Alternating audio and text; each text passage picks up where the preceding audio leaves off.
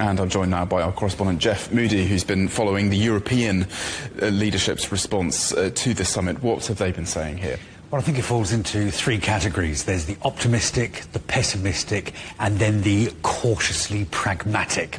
So President Zelensky, as we would expect, has been talking about getting the Europeans involved, saying that the Europeans need to be involved at every stage to ensure reliable security guarantees. That's been emphasised too by Ursula von der Leyen today, who's talking about the EU working closely with Ukraine and the United States in a trilateral meeting, saying that needs to be the next step. There has been a certain amount of optimism.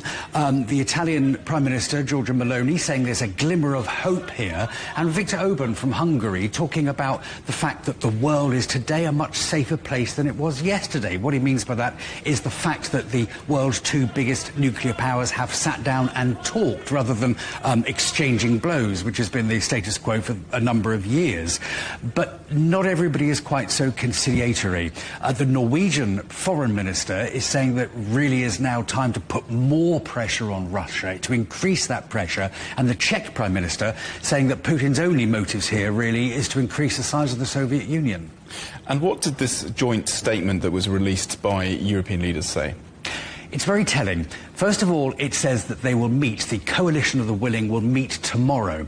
And they've laid out 5 different areas that they want to address. First of all, they thank President Trump for his hard work.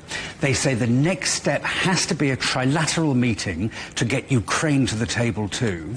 It says that the coalition of the willing will do anything they can to support Ukraine.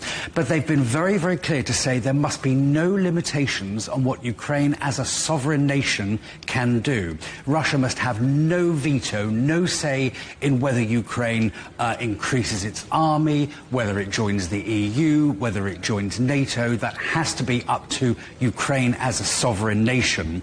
And it always also says that international borders must never be taken by force. How that then marries into what President Trump said earlier this week about, well, you know, Ukraine might have to cede some land. How that fits in with that, we don't know. But that is a very, very indicative statement of where the EU, this coalition of partnership, the EU, Germany, France, UK, where they stand at the moment. It'll be yet interesting to see how President Trump responds to that. Indeed. Jeff, appreciate it. Many thanks indeed. Jeff Moody there.